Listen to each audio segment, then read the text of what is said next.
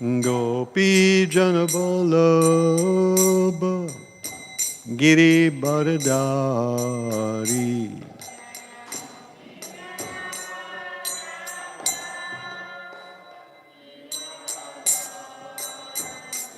Yasoda Nandana Braja Jana Ranjana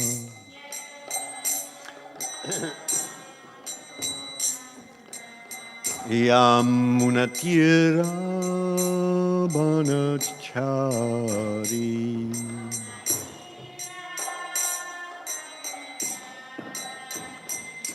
Jai Radha Madhava Kunja Bihari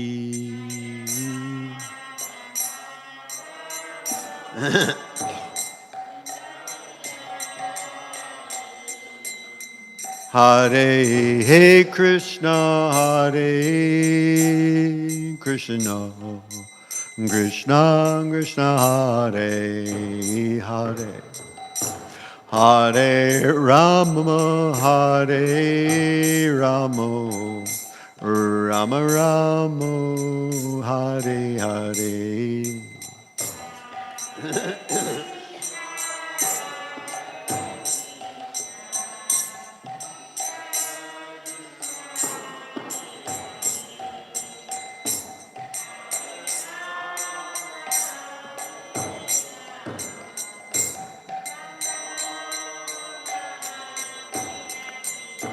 Jaya Prabhupada, Jaya Prabhupada, Jaya Prabhupada, Jaya Prabhupada.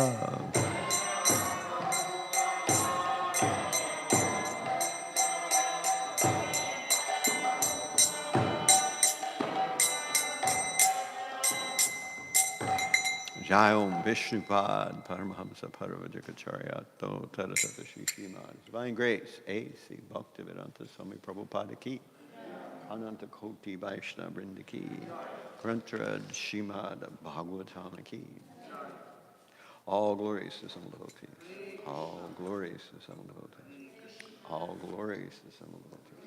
All glories to Sri Sri Guru and Sri Gauranga.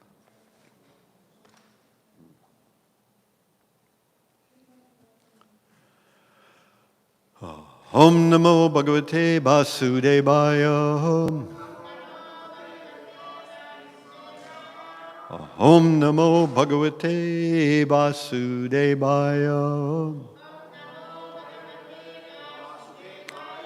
Om Namo Bhagavate Vasudevaya.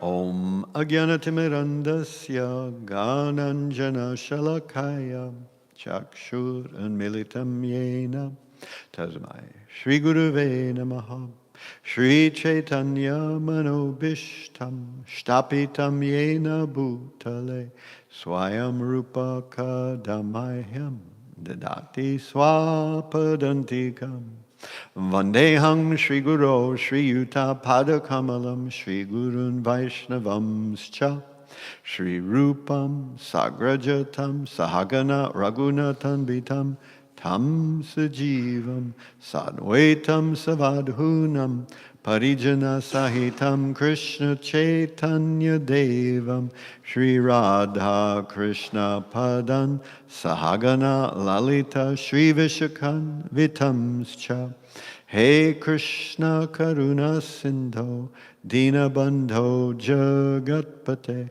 Gopesha Gopika Kanta Radha Kanta Namostute Tapta Kanchana Gaurangi Radhe Vrindavan Eshvari Vrishabhanu Sute Devi Pranamami Hari Priye Vanchakalpa Tarubhyascha Kripa Sindhu Evacha Patitanam Pavanebhyo Vaishnavebhyo Namo Namaha Shri Krishna Chaitanya Prabhu Nityananda Shri Advaita Gadadhara Shri Vasadi Gaur Bhakta Vrinda Hare Krishna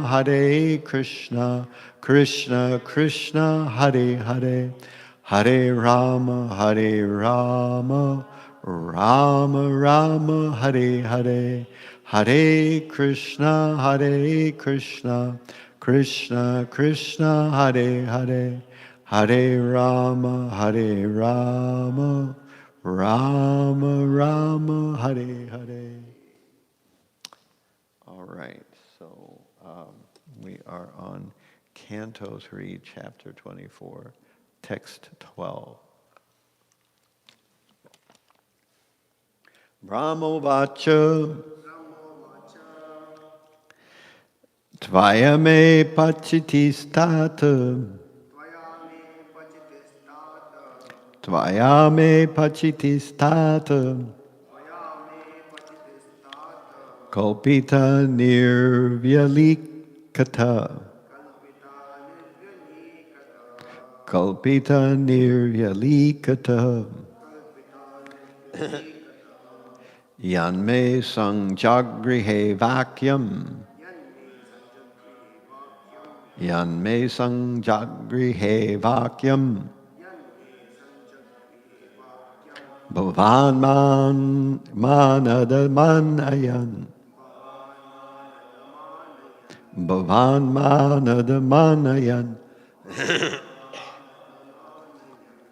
Brahmovacha Tvayame Pachitistata Kalpita Nirvyalikataha Yanme Sangjagrihe Vakyam Bhavan Manadamanayan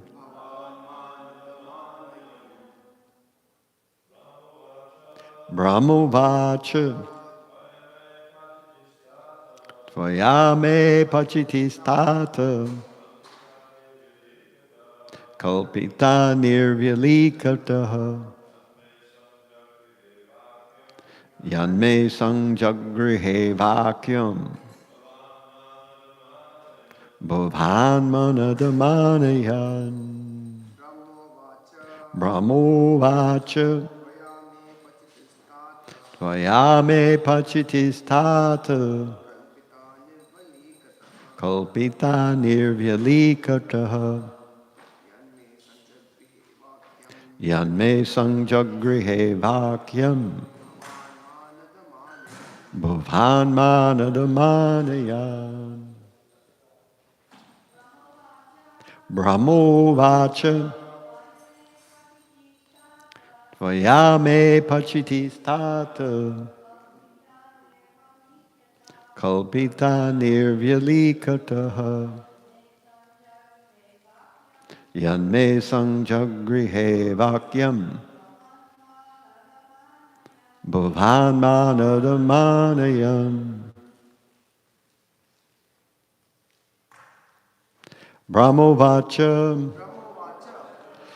Lord Brahma Uvacha said Tvayam by you may my apachiti worship Tata O son Kalpita is accomplished Nirvyalikataha without duplicity Yat since may my Sangjagrihe have completely accepted Vakyam instructions Bhavan you Manada O Kardama one who offers honors to others Manayam respecting. So we have the translation reading.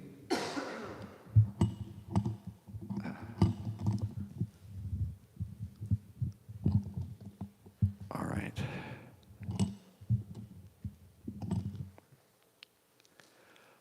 Lord Brahma said, "My dear son Kardama, since you have completely accepted my instruction without duplicity, showing them proper respect, you have worshipped me properly. Whatever instruction you took from me, you have carried out, and thereby you have honored me. So we can do responsively. Lord Brahma said, my dear son Kardama, since you have completely accepted my instructions without duplicity, showing them proper respect, you have worshipped me properly. Whatever instruction you took from me, you have carried out, and thereby you have honored me. So here is the purport by Srila Prabhupada. Lord Brahma, as the first living entity within the universe, is supposed to be the spiritual master of everyone, and he is also the father, the creator of all beings. Kardama Muni is one of the Prajapatis, or creators of the living entities. And he is also a son of Brahma. Brahma praises Kardama because he carried out the orders of the spiritual master in toto and without cheating. A conditioned soul in the material world has the disqualifications of cheating. He has 4 disqualifications. He is sure to commit mistakes. He is sure to be illusioned. He is prone to cheat, and his senses are imperfect. But if one carries out the order of the spiritual master by disciplic succession or the parampara system, he overcomes the 4 defects. Therefore, knowledge received from the bona fide spiritual master is not cheating. Any other knowledge which is manufactured by the conditioned soul is cheating only. Brahma knew well that Kardama Muni exactly carried out the instructions received from him, and that he actually honored his spiritual master. To honor the spiritual master means to carry out his instructions word for word. Brahmo vacha tvayame pachitistata kalpita nirvyalikataha yanme sangjagrihe vakyam bhavanmanadamanayan. Lord Brahma said, my dear son Kardama, since you have completely accepted my instruction without duplicity, showing them proper respect, you have worshipped me properly. Whatever instructions you took from me, you have carried out, and thereby you have honored me. So this verse today describes the manner in which Kardama Muni respected his father, Lord Brahma. So the beginning of the universe was difficult for Brahma because 4 Kumaras did not accept the prospect of creating children. Narada Muni also did not. Shiva did, but in a very chaotic and difficult way. So Lord Brahma was having a tough time in the beginning getting himself set up and getting the universe set up with population. But Kardama understood the mind of his father, Brahma, and cooperated. He heard what Brahma wanted to do. He pledged that he would do that. And he appealed to the Supreme Lord, and the Supreme Lord bestowed upon Kardama his good wife, Devahuti. And then, of course, children did happen. And we are about to witness the appearance of, not in time-wise, but in the flow of Bhāgavatam, we're about to witness the appearance of Kapila Dev, and Kapila Dev will speak the Sankhya philosophy. Prabhupada here makes mention of the 4 defects of the living entity, which are cheating propensity, tendency to be an illusion, imperfect senses, and which one did I leave out? Mistakes, make mistakes. So one makes mistakes, one is illusioned, one has imperfect senses, and one cheats. And this is the way that all knowledge comes to us in the material world. It's never free from these defects. However, if one gets descending knowledge from the spiritual plane, then such knowledge is based on an entire platform of many different important fundamentals that can never be arrived at through the process of empiricism. So therefore, they are perfect, and even if you may make some small error as a result of your trying to understand them or you're carrying them out, nevertheless you will be okay. But if you understand the material world in very great detail, all around you, you will fail. Because from the empiric process of trying to guess at what is going on in this world and what we should be doing while we live in this world, if we try to do it empirically, that will never lead to any real realization or conclusion. It will just lead us round and round in this material world. I could go on more, but I really want to talk about Gopal Bhatta Goswami, who today is his disappearance day. And if you all will bless me and give me your mercies, I will try to speak something about Gopal Bhatta Goswami. I will not be able to do justice to it either in my presentation or depth of realization, but at least you'll hear something about Gopal Bhatta Goswami. And it's quite an interesting story. There's some narration involved in Gopal Bhatta Goswami. The point that I would like to start with, of course, is we hear about a temple in South India, a temple called Sri Rangam, which Prabhupada describes as being the largest temple in India. And Sri Rangam has 7 walls around it, big complex. And I guess these walls were partly as a mnemonic for philosophy, but also, I'm sure, for protection. So these walls are there, and people go to Sri Rangam. It's a very important site for the Sri Vaishnava Sampradaya. So Sri Vaishnavas, particularly during the time we're concerned with, the advent of Gopal Bhatta, during that time, his father, who was Venkata Bhatt, was living in Sri Rangam. And evidently, Venkata Bhatt was living there with his 2 brothers, Prabodhananda Sarasvati and Tirumala Bhatt. In the account I was reading this morning, they called him Trimala Bhatt, but I've always heard it Tirumala, but it's probably just a variant on the pronunciation of the name. At any rate, it so happened that Lord Chaitanya Mahaprabhu, when he took sannyas, he began to go on a pilgrimage of India. And one of the places Lord Chaitanya went on pilgrimage was to South India. And he visited many different holy places.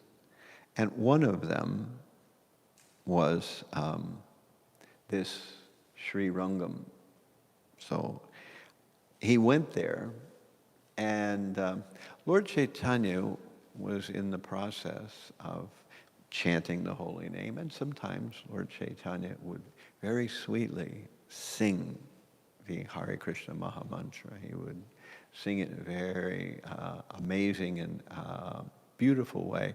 Sometimes Lord Chaitanya himself would cry when he was singing the holy name.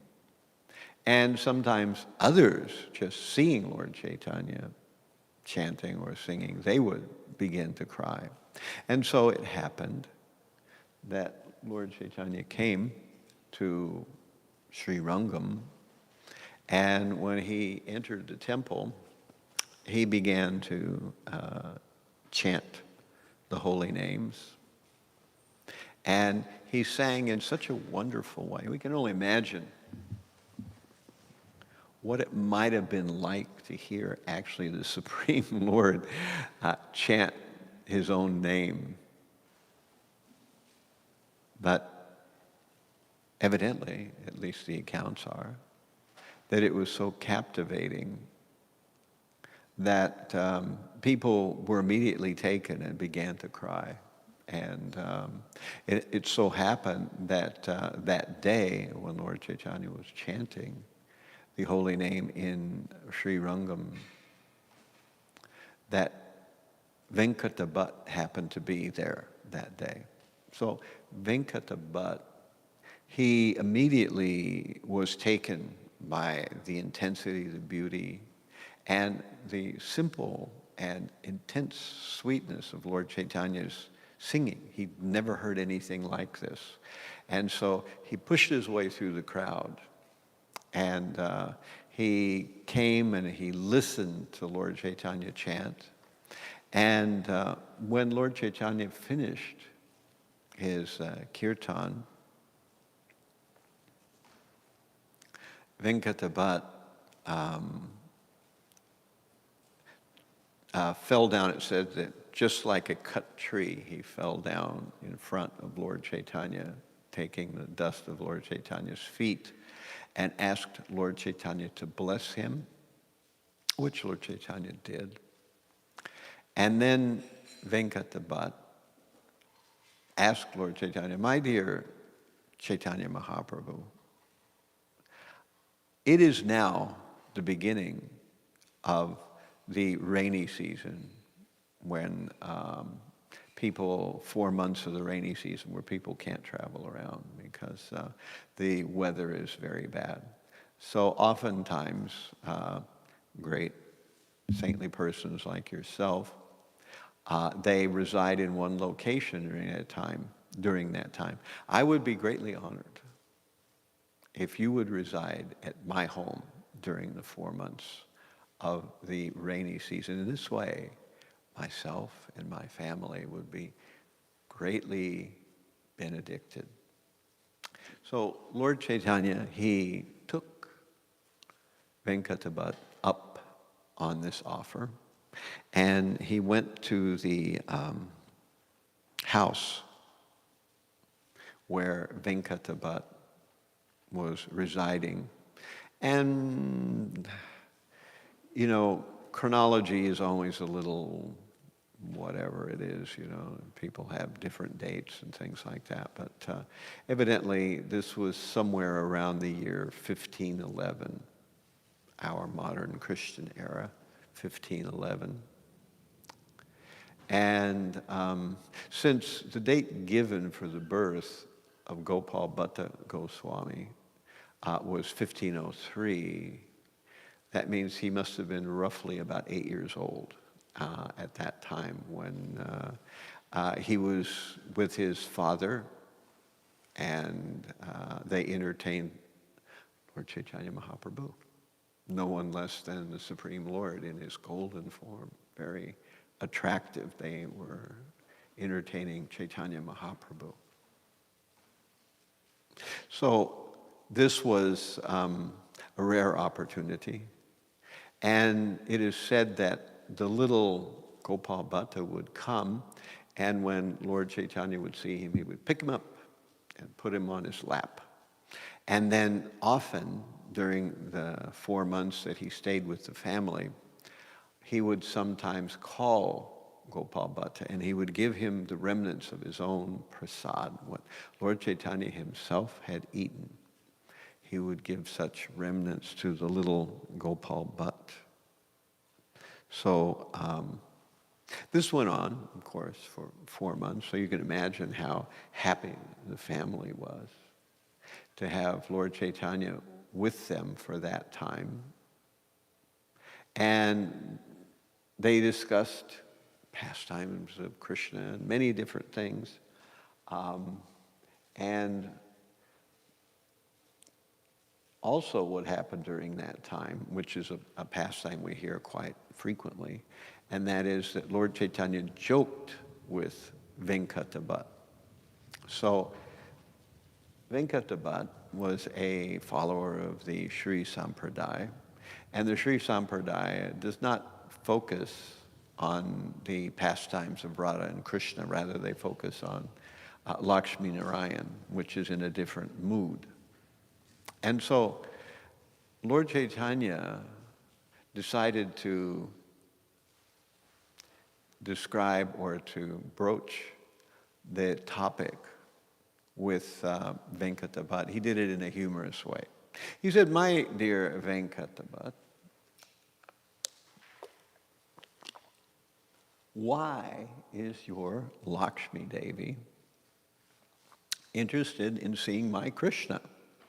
She is supposed to be the most chaste woman, but yet she wants to see someone else. Then her husband, Narayan, she wants to see Krishna. Tell me why that is."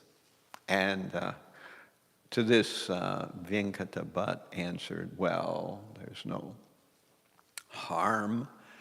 We know that Narayan and Krishna are the same, so she just wants to experience pastimes with her husband in a somewhat different form. That's all. She just wants to experience those pastimes in a little bit of a different form. So what can be wrong with that?" And Lord Chaitanya smiled, and then he dropped the kicker. He said, "But my dear Venkata, why was she unable to do that? Why could she not actually see Krishna's pastime? She was not admitted. And my dear Venkata, the Upanishads were able to get darshan of Krishna, but your Lakshmi could not. Tell me why this is." And of course, Venkata was flustered by this. What could he say? This was completely beyond him. And so he said, "My dear Chaitanya Mahaprabhu, you appear to be the personality of Godhead as far as I can tell. And you know what your own pastimes are. And you give me such a question that I could never possibly answer. But I suppose that you know the answer to this question. So please tell me why it was." And so this gets into a very interesting territory. So Lord Chaitanya responded that Lakshmi Devi, although she was eager to join with the gopis and see the rasa dance of Lord Krishna, she was unable to give up her opulent garment and prestige of being the Lakshmi Devi, the queen, next to Narayan. So because she could not give up this presentation, this way of presenting herself, she was not admitted, because the gopis and Krishna, they interact with each other, but there is no grand ceremonies. There is no amazing opulence. There is no protocols or very important ceremonies. They do it in a very offhand and simple way with very cheap and easy to get items that are just around in the forest. And in this way, they interact with Krishna. They are not wealthy. They don't do great ceremonies. They do things in a very simple way. And so we know from our philosophical outlook that the gopis, they are in the mood of sweetness, madhurya, whereas in Vaikuntha there is a mood of aishvarya, or of opulence. And these two moods do not mix. That you can't mix opulence and sweetness. Sweetness is done in a very intimate and close, friendly way, whereas great ceremonies are conducted always with great pomp, great opulence, and great protocol, very grand in scale. So this was an interesting way where Lord Chaitanya was able to make an important point that was being missed by Venkata. And when Venkata heard this, he became changed in mind. And he accepted that Lord Chaitanya was teaching something deeper, something that he had not really understood or had not really focused on. But now here it was. This understanding that the Supreme Lord actually engages in intimate pastimes.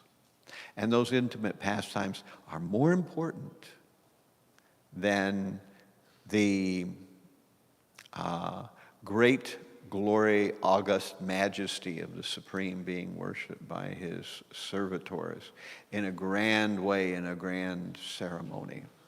So, yes, that is a way to approach the Supreme Lord. And for that matter, most of the religions in the world, they only know this aspect, the grand worship of the Supreme by his servants in a very grand scale way, in great glorification, and they would never try to approach the Supreme Lord in a informal or intimate way. No one hears about this.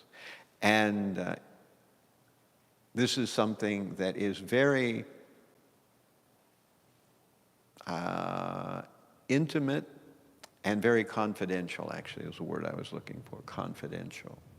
So we know about it, but these confidential pastimes, oftentimes we do not describe them to others outside, because oftentimes people misunderstand. But nonetheless, a pastime like this would be told openly, and people might misunderstand. That's a possibility. But it's important, because this overall idea that the Supreme Lord has intimate pastimes is not a side point or a technicality.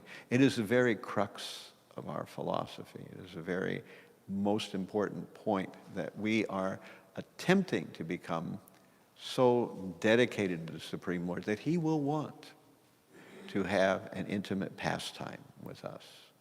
So at any rate, this pastime took place, and the 4 months ended. Lord Chaitanya decided that he needed to move on because the 4 months were over, the rainy season was finished, and everyone was plunged into separation from Lord Chaitanya. They thought, oh, we will never see him again. And even though he was just a small boy, Lord Chaitanya went to Gopal Bhatt and said, my dear Gopal Bhatt, do not try to leave now. Rather, you should serve your parents until they are no longer living. And then when your parents leave this world, then you should go to Vrindavan and take shelter there. And if you go to Vrindavan and take shelter there, then you will find the purpose of life. So please remember my instructions. Lord Chaitanya left, and Gopal Bhatta was schooled the way that children are at that time. Gopal Bhatta learned, grammar, Sanskrit pronunciation, various kinds of, these are called basically Vedangas and Upavedas, various kinds of things, meter, and all these various things. And then he was taught about the scriptures, Śrimad Bhāgavatam, and so on and so forth. And he became very dedicated to studying. And at the same time, Venkata Bhatt served his parents for many years. It didn't mention it in the account that I read, but he must have been married at some time during that point, because at the beginning of the, I got a draft of an explanation of various hagiographies or lives of Vaishnava saints from Chandrasekhara Swami about 6 or 7 years ago in Mayapur or something. It's in a draft form, so it's got many misspellings and could even have many inaccuracies in it too. I'm sure by now it's no longer a draft, it's actually a book, but I don't have the book. I just have this draft version of it. But at the beginning of it, it mentions that for 30 years he was in household life or something. It appears to mention that. But we don't have any detail about that. At any rate, he served his parents, and as time has it, eventually his parents became old, and when they passed away, they told Gopal Bhatt, my dear boy, that this will soon come to the end of our days here. And when we depart, please do what Lord Chaitanya requested you to do. Go to Vrindavan, and there you will meet many saintly persons and your life will be perfected. So when his parents did depart, then, not Venkata Bhatt, but Gopal Bhatt, he left his family home in, Rangam, and he migrated to Vrindavan. And when he arrived in Vrindavan, he met Rupa and Sanatana Goswami, who immediately took a very deep interest and liking to him. And they helped him, and they sent a messenger to Puri, Jagannath Puri. And it was, the messenger arrived and notified Lord Chaitanya Mahaprabhu of the fact that Gopal Bhatt, had arrived in Vrindavan. And Lord Chaitanya was very happy to hear that message. And then Lord Chaitanya sent a wrap and kopans and several other items that are Babaji Vesh to Gopal Bhatta in Vrindavan, which indicated that he wanted Gopal Bhatta to accept. And so Gopal Bhatta did accept and was very satisfied living in the Vrindavan area and worshiping the Supreme Lord in the association with all the devotees that were there in Vrindavan during that time. And it's said that during the time that Gopal Bhatt was in Vrindavan, he had accumulated 12 shalagram shilas, which he used to wear in a sack around his neck. And he would worship these shalagram shilas. And he had a secret desire. He wanted to actually worship the Supreme Lord in a full form, not just as a shalagram, but in a full threefold bending form. And it would happen that a wealthy cloth merchant came and pledged himself to Gopal Bhatt and said, "My dear Gopal Bhatt, please accept these very elegant and costly materials that I give to you, and you can use them in the service of the Supreme Lord. And so Gopal Bhatt was happy. He accepted the material that was given to him by the cloth merchant.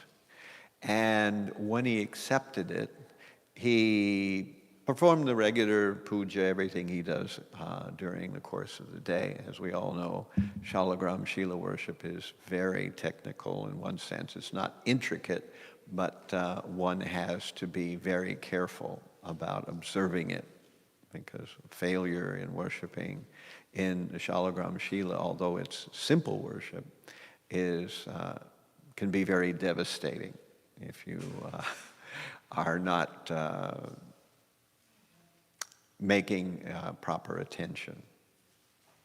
So at any rate, he performed all his pujas and duties, and he went to sleep. And the next morning he woke up.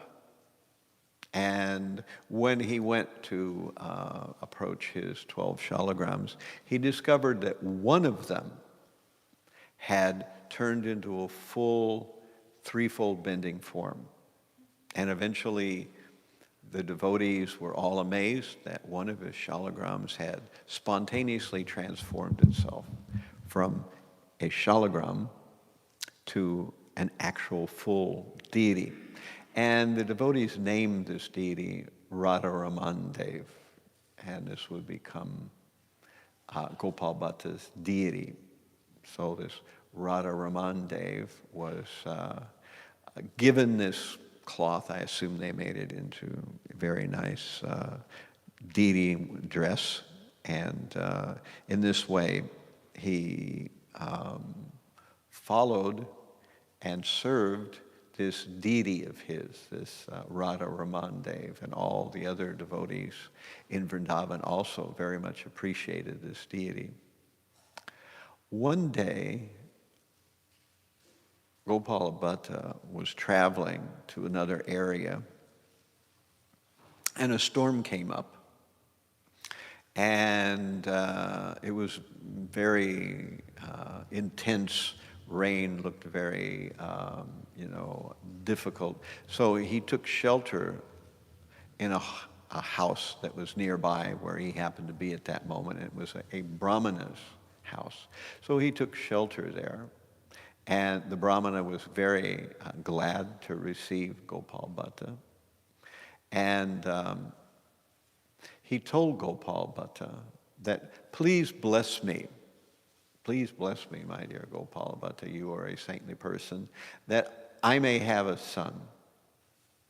And so Gopal Bhatta said, well, certainly I'll bless you that you can have a son. And then the Brahmana said that I pledge that when I have this son, I will present him to you, and you can raise him in Krishna consciousness and have him perform any service that you want. Well, this is what the Brahmana mentioned to Gopal Bhatt. So, of course, Gopal Bhatt was appreciative of having had a place to stay during the storm. He left and didn't think about the incident until 10 years later, when suddenly a young boy came to Gopal Bhatta. And the boy paid obeisances and said, are you Gopal Bhatta? And Gopal Bhatta answered affirmatively that, yes, I am Gopal Bhatta. And he said, I have come here to serve you, and I will do whatever you say. And Gopal Bhatta said, well, who are you, and who is your father? And he said, my name is Gopinath, and I have come from, I forget what the name of the city is. Maybe I can find it here really quickly. From Devanandia Gram, I think it was where the young boy had grown up with his father. And so the boy became initiated by Gopal Bhatta, and his name was Gopinath Pujari Goswami, I think, something like that. Gopinath Pujari Goswami. Although he wasn't actually a Goswami, he remained brahmachari. Yet he helped Gopal Bhatt serve this deity that he had. And later, his younger brother, Damodar, also came and also became involved in serving this same deity with his older brother. And in this way, they helped Gopal Bhatta Goswami. So Gopal Bhatta Goswami lived approximately 75 years. Generally, the dates are given 1503 to 1578 or something like that, if I remember correctly. And during that time, he spent a lot of the time in Vrindavan. And during his time in Vrindavan, he helped edit the Hari Bhakti Vilas, and Sanatana Goswami actually credited the book to him. Of course, I hear so many things about that particular episode. So some people say one of the other ones, that he actually wrote it, or he didn't write it, or whatever it is. At any rate, I'm not going to go there. But at any rate, the Hari Bhakti Vilas is to some extent credited to him. And something that I learned that I hadn't known before, that he also wrote a literature describing the proper formulas and rituals for householders and other kinds of things, and other things that are part of Vaishnava life. And then he described 6 important points of philosophy, which were later organized by Jiva Goswami. He became Jiva Goswami's Satsandarbh. So this was another thing credited to Gopal Bhatta Goswami. So his life was very illustrious. It doesn't mention how he left the world, so that's not given in any detail. But I hope at least I've given you a kind of a capsule summary of the life of Gopal Bhatta Goswami. So we're almost at time, but I'll see if there are any questions or comments and any corrections in that. I just sort of looked at this morning and tried to remember as best I could. So any questions or comments? Do we have our microphone somewhere there?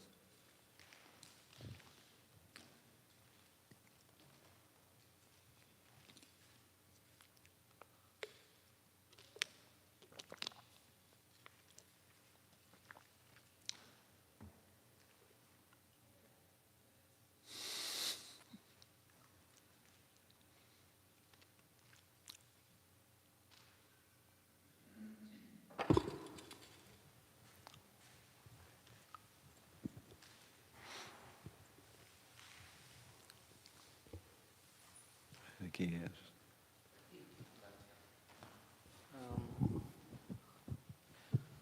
What are the names of some of the famous disciples of Gopal Bhatta Goswami? Is there any historical mention? At least in the account that I got, he's asking about the names of other disciples. Basically, we just have these brothers, There are more. Actually, that were listed. I don't remember them right off, that there were. Actually, I forgot about one of the more illustrious of his disciples, Srinivasacharya. So Srinivas was initiated by Gopal Bhatta. So Srinivasacharya, who of course was very important in our sampradaya. I'm trying to remember if there was anything more about There probably was, I'm just not remembering it.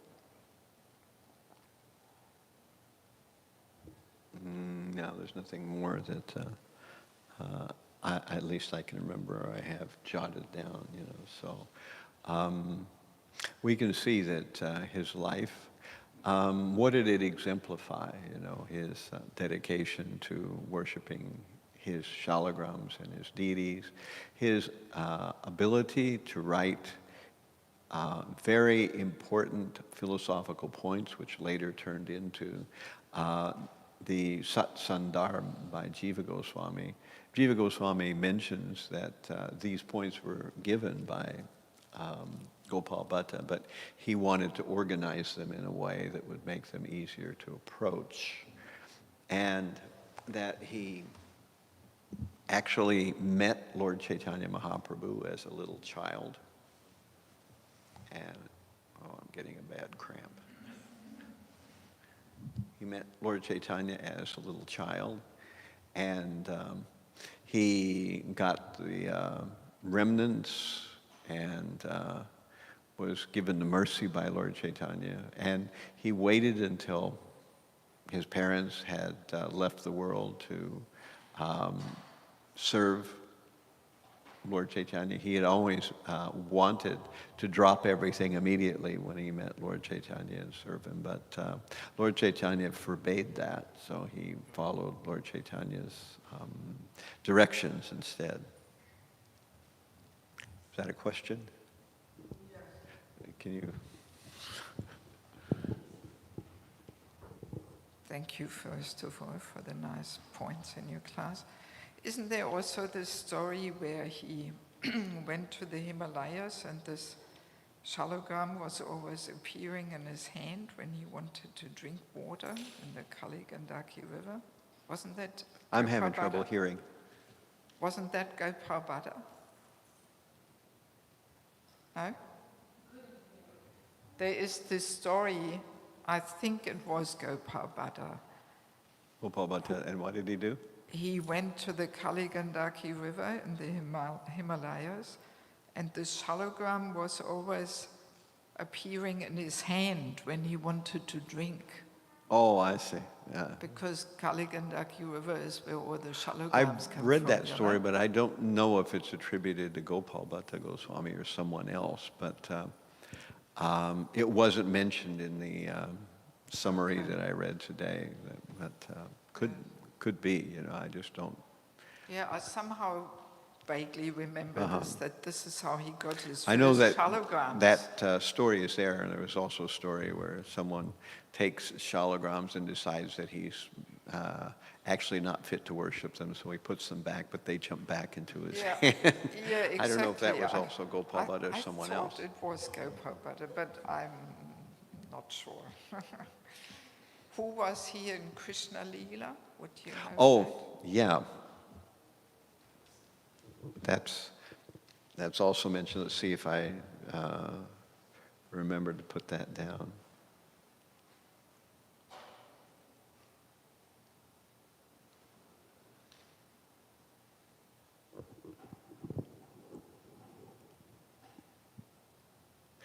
I seem to think it was Ananga Manjari, but I don't know for sure.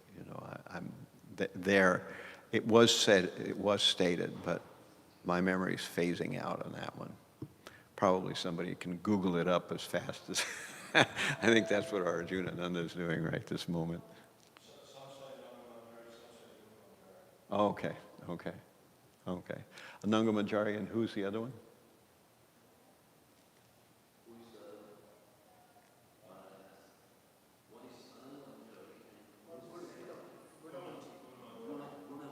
Buddha Manjari. Guna Manjari. Okay. All right. Any final questions or comments? If not, we'll let everybody go on out to Prasadam. Thank you all very much for your kind attention. All glories to Śrimad Bhāgavatam. All glories to Gopal Bhatta Goswami. Hare Krishna.